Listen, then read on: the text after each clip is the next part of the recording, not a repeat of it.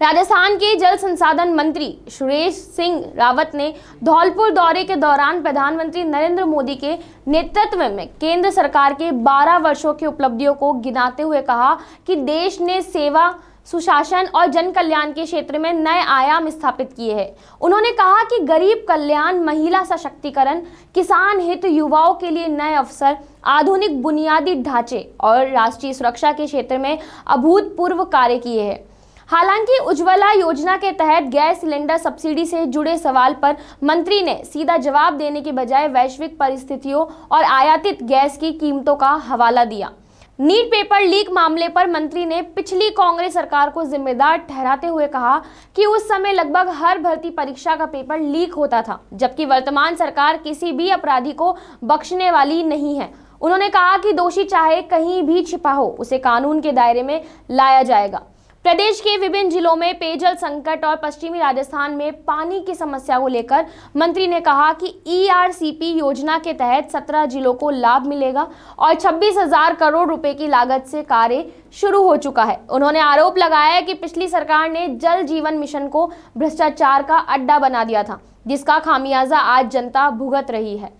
चंबल नदी का पानी धौलपुर जिले के गांव ढानियों तक नहीं पहुंचने और चंबल लिफ्ट सिंचाई परियोजना के बावजूद किसानों को पानी नहीं मिलने के सवाल पर भी मंत्री ने पिछली सरकार की उदासीनता को जिम्मेदार ठहराया। उन्होंने भरोसा दिलाया कि लंबित कार्यों को जल्द पूरा कर किसानों तक पानी पहुंचाया जाएगा और वह स्वयं परियोजनाओं का निरीक्षण करेंगे। वहीं धौलपुर जिले की नहरों पर अतिक्रमण संबंधी शिकायतों पर उन्होंने कार्रवाई का आश्वासन भी दिया कि ये ठीक है कि नीट का पेपर लीक जैसी दुर्भाग्यपूर्ण घटना हुई है, ऐसे नहीं होनी चाहिए थी।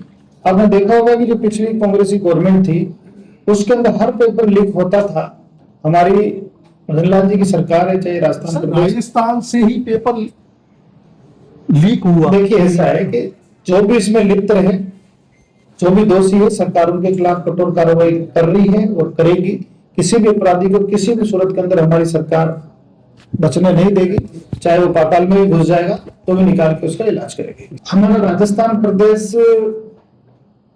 की परिकल्पना अगर आप बाहर जाके करोगे तो मुर्ख प्रदेश के रूप में लोग इसकी पहचान रखते हैं, लेकिन हमारे यशस्वी प्रधानमंत्री जी नरेंद्र मोदी जी के दिशा निर्देश, उनके आशीर्वाद से हमारे राजस्थान प्रदेश की सरकार माननीय हमारे मुख्यमंत्री मदन लाल जी के नेतृत्व में जो जल संकट है उसके निवारण के लिए ये ERCP जो हमारी बहुत बड़ी वर्ग परियोजना है, उसके आने के बाद जो हमारे प्रदेश के 17 जिले हैं उनको आने वाले कई सालों तक पीने के पानी की किसी प्रकार का कोई संकट नहीं रहेगा। तो उस पर 26,000 करोड़ के हमने वर्क ऑर्डर दे दिए, धरातल पे वो काम स्टार्ट हो गया है।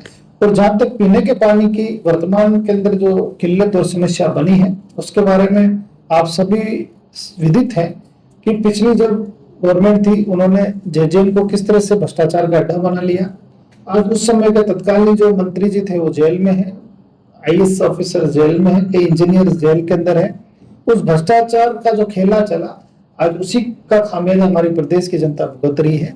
लेकिन ये मदन लाल जी की सरकार है, हमारे देश के यशस्वी प्रधानमंत्री मोदी जी के नेतृत्व में चलने वाली सरकार है।